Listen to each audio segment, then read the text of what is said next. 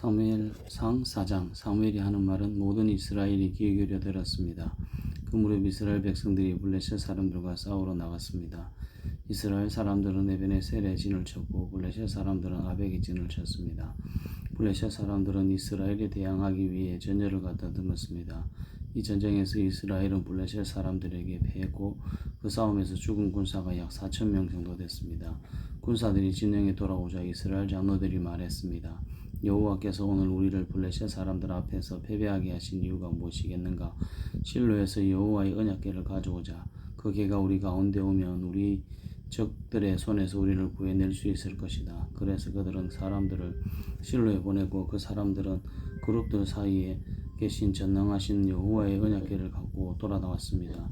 엘리의 두 아들 홈니와 비느하스도 하나님의 언약궤와 함께 그곳에 왔습니다. 여호와의 언약궤가 진영에 도착하자 모든 이스라엘 땅이 흔들릴 만큼 큰 소리로 외쳤습니다. 이 소리를 들은 블레셋 사람들은 히브리 사람의 진영에서 나는 이 환호성은 대체 무엇이냐 하고 묻다가 곧 여호와의 궤가 진영에 도착했다는 것을 알게 됐습니다. 블레셋 사람들은 두려워하며 말했습니다. 그들의 신이 이스라엘 진영에 도착했다. 일찍이 이런 일이 없었는데 우리에게 이제 화가 미치겠구나. 우리에게 화가 미쳤는데 이 강한 신들의 손에서 누가 우리를 건져내겠는가? 그들은 광야에서 이집트 사람들을 온갖 재앙으로 쳐부순 신들이 아닌가? 블레셋 사람들아, 대장부답게 강해지자. 그렇지 않으면 전에 히브리 사람들이 우리 종이 됐던 것처럼 우리가 히브리 사람의 종이 되고 말 것이다. 대장부답게 나가서 싸우자. 이렇게 블레셋 사람들이 싸움에 임하자 이스라엘 사람들은 패해 저마다 자기 진영으로 도망쳤습니다. 이 싸움의 패배로 이스라엘은 4만 명의 군사를 잃고 말았습니다. 이때 하나님의 궤도 빼앗기고 엘리의 두 아들 홈니와 비느하스도 죽었습니다. 바로 그날 베냐민 지파 사람 하나가 싸움터에서 도망쳐 실로로 왔습니다. 그의 옷은 찢어졌고 머리에는 먼지가 가득했습니다. 그가 도착했을 때 엘리는 하나님의 궤로 인해 마음을 졸이며 길가 한쪽 의자에 앉아 소식을 기다리고 있었습니다. 그 사람이 성으로 돌아와 어떤 일이 일어났는지 말하자 온 성안이 울음바다가 됐습니다. 그 울부짖는 소리를 듣고 엘리가 물었습니다. 웬 소란이냐? 그 사람이 곧장 엘리에게 달려갔습니다. 엘리는 98세나 됐기 때문에 눈이 어두워 잘 볼 수 없었습니다. 그 사람이 엘리에게 말했습니다. 저는 전쟁터에서 온 사람입니다. 바로 오늘 도망쳐 왔습니다. 엘리가 물었습니다. 내 아들아, 무슨 일이 있었느냐? 그 소식을 전하는 사람이 대답했습니다. 이스라엘이 블레셋 사람들 앞에서 도망쳤고 수많은 군사들이 죽었습니다. 또한 당신의 두 아들 홈니와 비느하스도 죽었고 하나님의 궤도 빼앗겼습니다. 하나님의 궤에 대한 말을 듣고 엘리는 그만 성문 곁에서 의자 뒤로 끄꾸러져 목이 부러진 채 죽고 말았습니다. 그가 나이 많은 노인인데다가 몸이 뚱뚱했기 때문이었습니다. 엘리는 40년 동안 이스라엘을 이끌었던 사사였습니다. 그의 며느리인 비느하스의 아내는 임신해 출산할 때 가까웠습니다. 그녀는 하나님의 궤를 빼앗겼고 시아버지와 남편이 죽었다는 소식을 듣고는 갑자기 진통하다가 몸을 구부린 채 아이를 낳았습니다. 그녀가 숨을 거두려 하는데 옆에 있던 여인이 두려워하지 마세요. 아들을 낳았어요. 하고 말했습니다. 하지만 그녀는 대꾸하지도 않고 관심도 보이지 않다가 영광이 이스라엘에서 떠났다 하며 아이의 이름을 이가봇이라고 지었습니다. 하나님의 궤를 빼앗겼고 시아버지와 남편이 죽었기 때문입니다. 무엇보다 그녀는 하나님의 궤를 빼앗겼기 때문에 영광이 이스라엘에서 떠났다고 말한 것이었습니다. 사무엘상 5장. 블레셋 사람들은 하나님의 궤를 빼앗아 에베네셀에서 아스돗으로 가져갔습니다. 그리고 나서 그들은 그 궤를 다곤 신전으로 가져다서 다곤 신상 곁에 두었습니다. 이튿날 아침 일찍 아스돗 사람들이 일어나 보니 다곤이 여호와의 궤 앞에서 얼굴을 땅에 박고 넘어져 있었습니다. 그들은 다곤을 일으켜 다시 제자리에 세워두었습니다. 다음 날 그들이 일어나 보니 다곤이 여호와의 궤 앞에서 얼굴을 땅에 박고 넘어져 있었습니다. 다곤의 머리와 두 손은 잘려서 문지방에 널려 있었고 단지 몸통만 남아 있었습니다. 이 때문에 오늘날까지도 다곤의 제사장들과 아스돗에 있는 다곤의 신전에 들어가는 사람들은 모두 문지방을 밟지 않고 들어갑니다.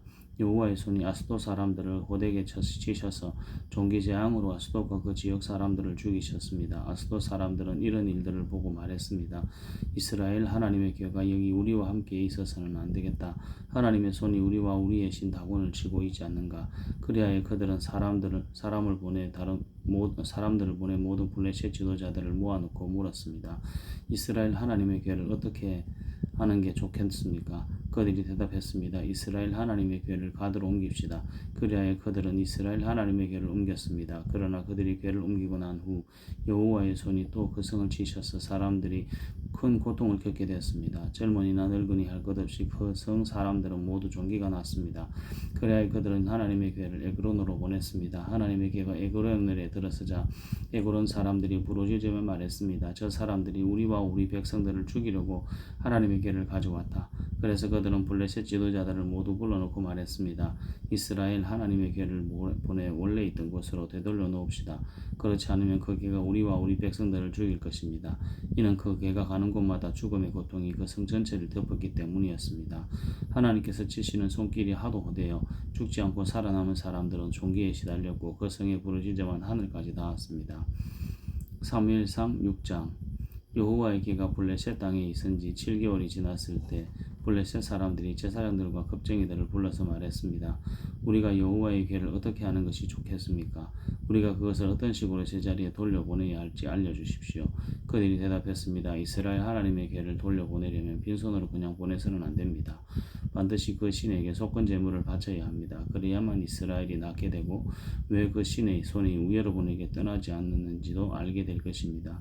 블레셋 사람들이 물었습니다. 어떤 속건 제물을 그 신에게 바쳐야 합니까? 그들이 대답했습니다. 블레셋 지도자들의 수에 따라 금으로 만든 5개의 종기와 5마리의 금쥐를 바쳐야 합니다. 같은 수의 재앙이 여러분과 여러분의 지도자들에게 내렸기 때문입니다. 여러분은 여러분이 앓고 있는 종기와 그 땅을 휩쓸고 있는 쥐의 모양을 만들어 바치고 이스라엘 신께 경의를 표하십시오. 그러면 혹시 하나님이 여러분과 여러분의 신들과 여러분의 땅을 치시던 손을 거두실지도 모릅니다. 여러분은 어찌 이집트 사람들과 바로처럼 고집을 부리려고 합니까? 하나님이 그들에게 온갖 재앙을 내리신 후에야 그들이 이스라엘 사람들을 보내 자기 길을 가게 하지 않았습니까? 그러니 이제 새 수레를 준비하고 멍에를 맨 적이 없는 저지나는 소 2마리를 수레에 매십시오. 하지만 그 송아지들은 떼내어 우리에 넣으십시오. 여호와의 궤를 가져다가 수레에 싣고 속건 제물로 그분께 드릴 금으로 만든 물건들을 상자에 담아 궤 곁에 두십시오. 수레가 가는 대로 보내되 계속 지켜보십시오. 만약 그 소가 궤가 본래 있던 곳 베세메스로 가면 여호와께서 우리에게 큰 재앙을 보내신 것이요. 만약 그렇지 않으면 우리를 친 것이 그분의 손이 아니라 그저 우연히 우리에게 닥친 일임을 우리가 알게 될 것입니다. 그래서 그들은 그 말대로 어미소 2마리를 데려다가 수레에 메고 송아지들은 우리에 가두었습니다. 그들은 여호와의 궤와 금지와 그들에게 생긴 종기 모양을 담은 상자를 수레에 실었습니다. 그러자 소들이 베세메스 쪽을 향해 바로 올라갔습니다. 소들을 울면서 큰 길에서 오른쪽으로나 왼쪽으로나 치우치지 않고 곧장 갔습니다. 블레셋 지도자들은 소들을 따라 베세메스 경계까지 이르렀습니다. 그때 마침 베세메스 사람들이 골짜기에서 밀을 베고 있다가 고개를 들어 궤를 보고 기뻐했습니다. 수레가 베세메스에 있는 여호수아의 밭에 이르자 큰 바위 곁에 멈춰섰습니다. 사람들은 수레의 나무를 쪼개어 장작을 만들고 소들을 잡아 여호와를 위한 번제물로 드렸습니다. 이 사람들은 여호와의 궤를 내려다가 금으로 만든 물건이 담긴 상자와 함께 큰 바위 위에 두었습니다. 그날 베세메스 사람들은 여호와께 번제물을 드리고 다른 희생제물도 드렸습니다. 5명의 블레셋 지도자들은 이 모든 것을 보고 그날에 에그론으로 돌아갔습니다. 블레셋 사람들이 여호와께 속건제물로 드린 종기 모양의 금덩이들은 아수도, 가사, 아스골론, 가드, 에그론에서 각각 하나씩이었고 5마리의 금지들은 5명의 지도자들에게 속한 성곽과 그 주변 마을, 곧 블레셋 성들의 수에 따른 것이었습니다. 여호와의 궤가 놓였던 큰 바위는 오늘날까지도 베세메스 사람 여호수아의 밭에 증거로 남아 있습니다. 그런데 베세메스 사람들이 여호와의 궤를 들여다보았기 때문에 여호와께서 백성들 가운데 70명을 죽이셨습니다. 사람들은 여호와께서 백성들을 심하게 치신 일로 크게 슬퍼했습니다. 베세메스 사람들은 말했습니다. 이 거룩하신 하나님 여호와 앞에 누가 서겠는가? 이 궤를 여기서 누구에게로 보내야 하는가?